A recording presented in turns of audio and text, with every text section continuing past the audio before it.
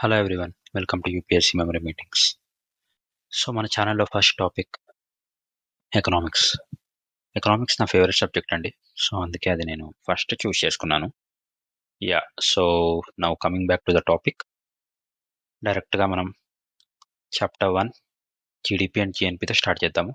But before proceeding, మనం GDP జిఎన్పికి వెళ్ళే ముందు అసలు ఎకనామిక్స్ అంటే ఏంటి, ఎకనామిక్స్ అని ఎందుకు పెట్టారు పేరు, దాని మీనింగ్ ఏంటి, మీరు ఎంతమందికి తెలుసు? మోస్ట్లీ చాలా మంది తెలిసి ఉండదు కదా. సో అందుకే టాపిక్స్కి వెళ్ళిపోయే ముందు లెట్స్ డిస్కస్ ఎకనామిక్స్ అంటే ఏంటి. నా స్క్రీన్ కనిపిస్తుంది కదా. సో ఎకనామిక్స్ ఎకనామిక్స్ అనేది ఒక గ్రీక్ వర్డ్. ఓకే, సో ఎకనామిక్స్ని గ్రీక్లో ఒకియో నోమాస్ అంటారు.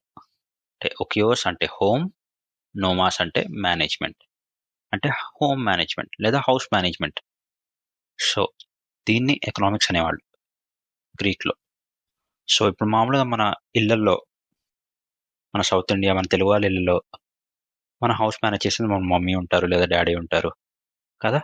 సో ఆ ఫైనాన్సెస్ మేనేజ్ చేయడం, గ్రాసరీస్ అని, లేకపోతే నేను ఎలక్ట్రికల్ ఖర్చులని, లేకపోతే కూరగాయలని, అలా చాలా వాటికి కట్ చేస్తూ ఉంటాం కదా, tuitions, school fees, etcetera etcetera.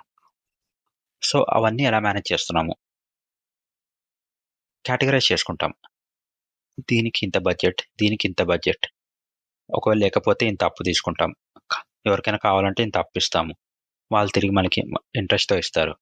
So ఇలా మనం హౌస్ మేనేజ్ చేసుకుంటాం కదా.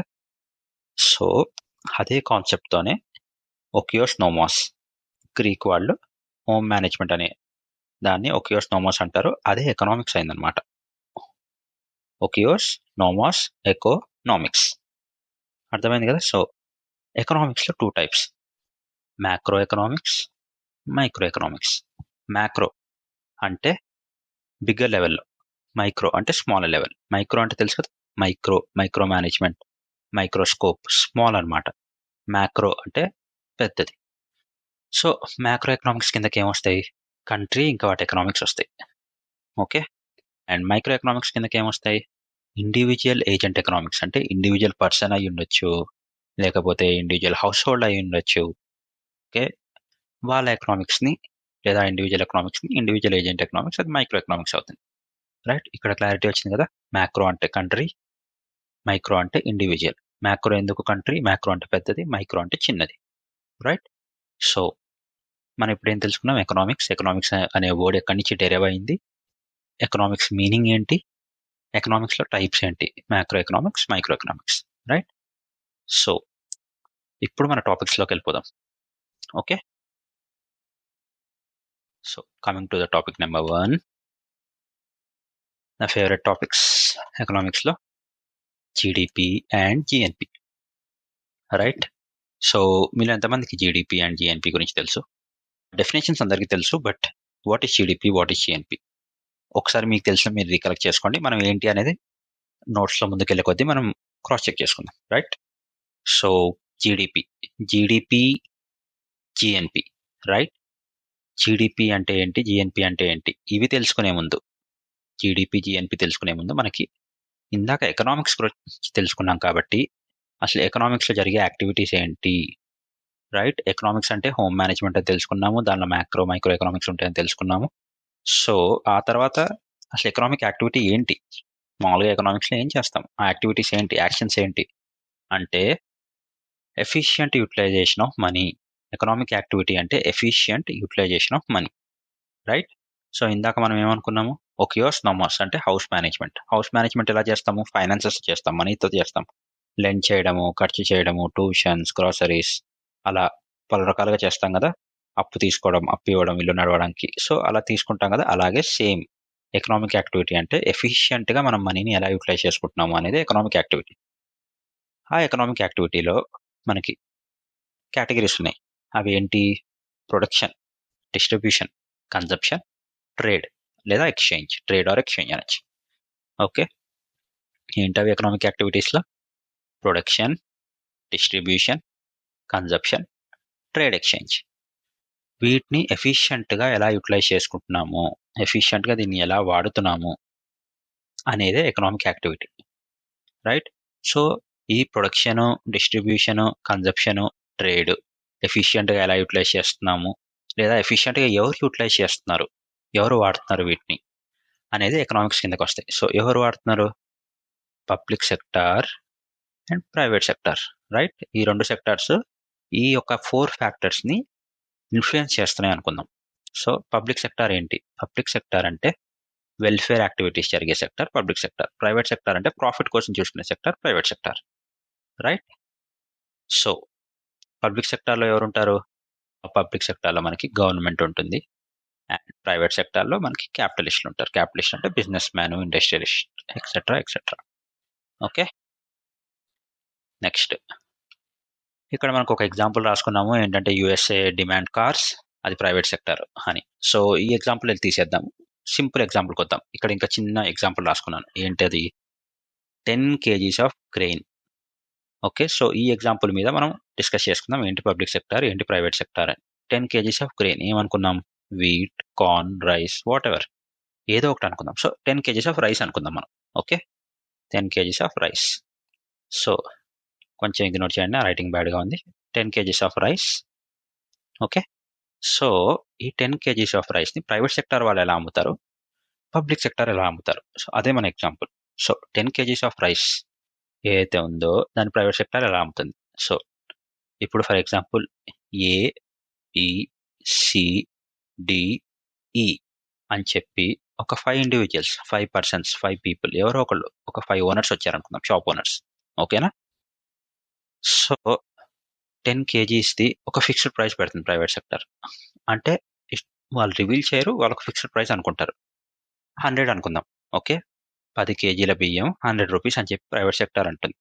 ఓకే, సో అప్పుడు ఏ అనే ఇండివిజువల్ చేంజ్ చేస్తారంటే, సార్ నాకు ఆ 10 kgల బియ్యము ఇవ్వండి, నేను 101 రూపీస్ ఇస్తాను మీకు, మొత్తం 10 kg నాకు ఇచ్చేయండి అంటాడు. బి ఏమంటాడు? సార్ నాకు 105 రూపీస్కి, నేను 105 రూపీస్కి ఇస్తాను, 10 kgs నాకు ఇచ్చేసేయండి. సి నేను 108 రూపీస్ ఇస్తాను, 10 kgs నాకు ఇచ్చేసేయండి. డి ఇంకా ఈ పాపం వాళ్ళు అంత ఎఫోర్డబుల్ పర్సన్స్ కాదు, సో వాళ్ళు ఏమంటారు, సార్ మేము 190 ఇస్తాం, మాకు ఇవ్వండి. ప్రైవేట్ సెక్టర్ ఏం చేస్తుంది? అందరికీ సమానంగా పంచొచ్చుగా? లేదు. ఎవరైతే హైయెస్ట్ ఇస్తా అంటున్నాడో, ఎవరైతే దాన్ని డిమాండ్ని పెంచుతున్నాడో ఆ బియ్యానికి, లేదైతే ఆ బియ్యానికి డిమాండ్ పెరుగుతోంది అని వాళ్ళకి అర్థమైందో, ఆ హైయెస్ట్ బిడ్డర్ ఎవరైతే ఉంటారో వాళ్ళకి ఆ 10 kgల బియ్యం ఇచ్చేస్తుంది ప్రైవేట్ సెక్టర్. అంటే వాళ్ళు ఏం చూసుకుంటున్నారు ఇక్కడ? ప్రాఫిట్ కోసం చూసుకుంటున్నారు, రైట్? సో అది ప్రైవేట్ సెక్టర్, వాళ్ళు ఇక్కడ ప్రాఫిట్ కోసం చూసుకుంటున్నారు. పబ్లిక్ సెక్టర్ ఏం చేస్తుంది? పబ్లిక్ సెక్టర్ ఏం చేస్తుంది? 10 kgs, మళ్ళీ రైస్ అనుకుందాం ఎగ్జాంపుల్, 10 kgs రైస్ ఉంటే పబ్లిక్ సెక్టర్ అంటే ఏంటి? గవర్నమెంట్ కదా, గవర్నమెంట్ వెల్ఫేర్ చేస్తుంది. ఓకే, గవర్నమెంట్ వెల్ఫేర్ ఎందుకు చేస్తాను మీరు నన్ను అడిగితే, because we vote for the government, we pay the taxes for the government. మనం ఓట్ చేస్తాము, గవర్నమెంట్ ట్యాక్సెస్ కడతాం, కాబట్టి మనకి గవర్నమెంట్ వెల్ఫేర్ ఇన్ రిటర్న్ చేస్తుంది. వెల్ఫేర్ అంటే మళ్ళీ అందరికీ వెల్ఫేర్ చేయడము, ప్రతి ఒక్కరికి ఇవ్వడం అని కాదు. దేర్ ఆర్ సర్టెన్ రూల్స్ ఉంటాయి దానికి, below poverty line etcetera etcetera, వాళ్ళకి మాత్రం వెల్ఫేర్. సో ఆ పర్స్పెక్టివ్లోకి వస్తే వెల్ఫేర్ చేస్తుంది, రైట్? వెల్ఫేర్ ఎలా? సబ్సిడీ ఫామ్లో ఉంటుంది. సబ్సిడీ ఫామ్ అంటే ఏంటి? 1 kg బియ్యానికి ఓకే 10 రూపాయలు చొప్పున అనుకుందాం, రైట్? సో ఇప్పుడు ఈ డి ఇంకా ఇక్కడికి వచ్చారనుకుందాం. ఈ డి ఇంకా ఇక్కడికి వచ్చి, సార్ 10 kgల బియ్యానికి మేము 100 ఇస్తాము. ఇకతను వచ్చి, సార్ మేము 10 kgల బియ్యానికి నేను 90 ఇస్తాను అంటే, అదేం చేస్తుందంటే గవర్నమెంట్ లేదా పబ్లిక్ సెక్టర్ వెల్ఫేర్ చేసే ఏదైనా ఇన్స్టిట్యూషన్ లేదా ఆర్గనైజేషన్ ఏదైనా అనుకోండి, వాళ్ళు ఏం చేస్తారు అంటే ఈక్విటీ కాన్సెప్ట్ని ఫాలో అవుతారు. ఏం కాన్సెప్ట్? ఈక్విటీ అంటే సమన్యాయం. సో ఈక్విటీ కాన్సెప్ట్ ఫాలో అవుతారు, అందరికీ సమానంగా ఉంటారు. సో సమన్యాయం కింద ఏం జరుగుతుంది? బాబు నేను నీకు 10 kgల బియ్యం ఇవ్వను, నేను నీకు కేజీ ఇస్తాను.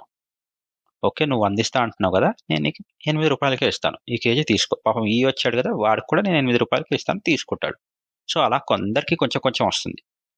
ఇక్కడికి నేను ఇచ్చేసి నేను ప్రాఫిట్ తీసుకోవాలని అనుకోవట్లేదు అని చెప్పి ఈ పబ్లిక్ సెక్టర్ థాట్ ప్రాసెస్ లేదా ఈక్విటీ కాన్సెప్ట్ అనేది డిపెండ్ అయి ఉంటుంది, రైట్? క్లారిటీ వచ్చింది కదా? Next, okay, coming to the topic, GDP. ఇందాక మిమ్మల్ని ఆలోచించమన్నా కదా, సో ఎంతమందికి డెఫినేషన్ వచ్చిందో ఒకసారి రీకలెక్ట్ చేసుకోండి. జీడిపి అంటే గ్రాస్ డొమెస్టిక్ ప్రోడక్ట్, ఇక్కడ ఉంది కదా, GDP gross domestic product. GDP అంటే గ్రాస్ డొమెస్టిక్ ప్రోడక్ట్. డొమెస్టిక్ అంటే ఇప్పుడు చాలా మంది జీడిపి అంటే కన్ఫ్యూజ్ అయిపోతారు. జీడిపి అంటే ఏంటి, జిఎన్పి అంటే ఏంటి, అసలు జీడిపి అంటే జిఎన్పికి కొందరు మార్చి మార్చి డెఫినేషన్స్ వెతుకుతూ ఉంటారు. అంటే జీడిపి జిఎన్పి సేమ్గా అనిపిస్తున్నాయి నాకు, అది ఎందుకు అలా అని. సో చాలా సింపుల్ చేసుకుందామండి. GDP gross domestic product. Domestic అంటే మన డొమెస్టిక్ అంటే ఏమనుకుందామంటే ఇక్కడ ఇట్స్ లైక్ ఏ మెనిమోనిక్, ఒక గుర్తులాగా పెట్టుకుందాం. డొమెస్టిక్ అంటే ఏంటి, డొమెస్టిక్ అంటే లోకల్ అనుకుందాం, రైట్. డొమెస్టిక్ అంటే లోకల్. సో లోకల్ అంటే ఏంటి, మన ఇండియా మనకి లోకల్, రైట్. మన ఇండియా ఏదైతే ఉందో మనకి లోకల్. ఓకే, సారీ మళ్ళీ నా డ్రాయింగ్ నోట్ చేయండి. సో మన ఇండియా మనకి లోకల్. సో మన ఇండియన్ బౌండరీ లోపల ఏవైతే గూడ్స్ కానీ, మ్యానుఫ్యాక్చరింగ్ ఆఫ్ గూడ్స్ కానీ, ప్రొడక్షన్ ఆఫ్ గూడ్స్ కానీ జరుగుతున్నాయో వాటన్నిటిని లెక్కేస్తే, రైట్, వాటన్నిటిని క్యాలిక్యులేట్ చేస్తే, either in the terms of money are either in the terms of product పరంగా కానీ, మనీ పరంగా కానీ, మన ఇండియన్ బౌండరీ వితిన్లో మ్యానుఫ్యాక్చర్ అయ్యే గూడ్స్ కానీ, మనం ప్రొవైడ్ చేసే సర్వీసెస్ కానీ, ఓకే, అవన్నీ జీడిపి కిందకు వస్తాయి, రైట్. సో ఇండియా లోపల చేసేవన్నీ జీడిపి కిందకు వస్తాయి. ఓకే, ఇక్కడ అదే ఉందిగా definition, goods made in Indian territory, right. GNP అంటే గ్రాస్ నేషనల్ ప్రోడక్ట్. సో ఇందాక డొమెస్టిక్ అంటే లోకల్ అనుకుందాం కదా, డొమెస్టిక్ అంటే లోకల్ అంటే ఏంటి అంటే ఇండియా. Okay, national. సో ఇక్కడ నేషనల్ అంటే నేషనల్ని మీరు మినిమోనిక్ అంటే గుర్తుగా ఎలా పెట్టుకుంటారంటే ఇంటర్నేషనల్ అనుకోండి. National, international, domestic, local. So GNP అంటే ఏంటి, గ్రాస్ నేషనల్ ప్రోడక్ట్. ఓకేనా, నా నోట్స్ కదండి, నేను అందుకే షార్ట్ ఫామ్లో ఇలా పెట్టేసుకున్నా, డబల్ మార్క్స్ లాగా. బట్ మీకు అర్థమవుతుంది అనుకుంటున్నాను. సో గ్రాస్ నేషనల్ ప్రోడక్ట్ అంటే ఇక్కడ ఏంటి, goods made by Indians across the world. మనం ఇందాక అనుకున్నాం కదా, నేషనల్ అంటే ఎలా గుర్తుపెట్టుకుంటారు, ఇంటర్నేషనల్. డొమెస్టిక్ అంటే ఎలా గుర్తుపెట్టుకుంటారు, లోకల్. సో లోకల్లో తయారయ్యే ప్రోడక్ట్స్ అన్ని జీడిపి కిందకి వస్తాయి. లోకల్లో మనం ప్రొవైడ్ చేసే సర్వీసెస్ అన్ని జీడిపి కిందకి వస్తాయి. లోకల్లో మనం చేసే ఇన్వెన్షన్స్ అన్ని జీడిపి కిందకి వస్తాయి. జిఎన్పి అంటే మన ఇండియా కాకుండా అన్ని దేశాల్లో మన ఇండియన్స్ తయారు చేసే ప్రోడక్ట్స్ కానీ, మ్యానుఫ్యాక్చరింగ్ కానీ, సర్వీసెస్ కానీ జిఎన్పి కిందకి వస్తాయి.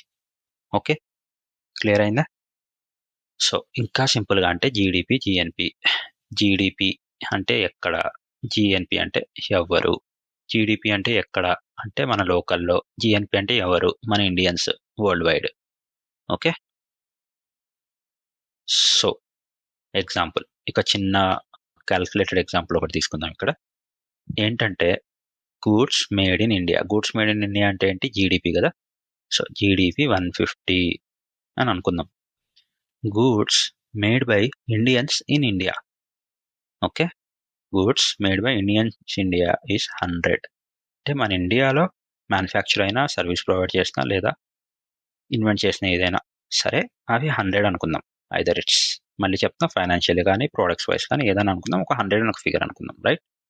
ఆ తర్వాత goods made by foreigners in India 50 అనుకుందాం. అంటే ఇప్పుడు మన ఇండియాలో కూడా ఫారెన్ ఇన్స్టిట్యూషన్స్ ఉంటాయి, ఫారెన్ కంపెనీస్ ఉన్నాయి, లేకపోతే ఫారినర్స్ వచ్చి ఇక్కడ ఏదైనా ఒక ఇండస్ట్రీ ఎస్టాబ్లిష్ చేశారు. సో అదొక 50 అనుకుందాం. So goods made by Indians in India 100, goods made by foreigners in India is 50. So GDP ఎలా క్యాలిక్యులేట్ చేస్తాము, ఏదైనా మన ఇండియన్ టెరిటరీ. ఇప్పుడు ఇండియన్స్ మన ఇండియాలో డెవలప్ చేసిన ఇండియన్ టెరిటరీ కాబట్టి, ఫారినర్స్ మన ఇండియాలో డెవలప్ చేసిన ఇండియన్ టెరిటరీ కాబట్టి జీడిపి ఎలా క్యాలిక్యులేట్ చేస్తాము, GDP is equals to goods made by Indians in the Indian territory 100 plus goods made by foreigners in the Indian territory is 50. So total GDP is 150, right. So ఇక్కడ ఏమనుకున్నాం, GDP is 150. Next GNP concept ఒకటి ఉంది కదా మనకి, goods made by Indians in the world or across the world. So మన Indians India కాకుండా across the వరల్డ్లో ఏదైనా గూడ్స్ మ్యానుఫ్యాక్చర్ చేసిన, లేదా ప్రొవైడ్ చేసిన, లేదా సర్వీసెస్ ప్రొవైడ్ చేసిన, రైట్, అది 50 అనుకుందాం. అది జిఎన్పి. ఓకే, ఇక్కడ చూసుకున్నాం కదా జిఎన్పి. సో ఇప్పుడు 150 జీడిపి మన కిందకు వచ్చినట్టు. ఈ 150 జీడిపిలోంచి ఫారినర్స్ మన ఇండియాలో మ్యానుఫ్యాక్చర్ చేసినవి అయితే ఉన్నాయో, ఫారినర్స్ మన ఇండియాలో మ్యానుఫ్యాక్చర్ చేసిన గూడ్స్ కానీ ప్రొవైడ్ చేసిన సర్వీసెస్ కానీ 50 కదా, మనం ఇందాక అనుకున్నట్టు ఇక 50 కదా.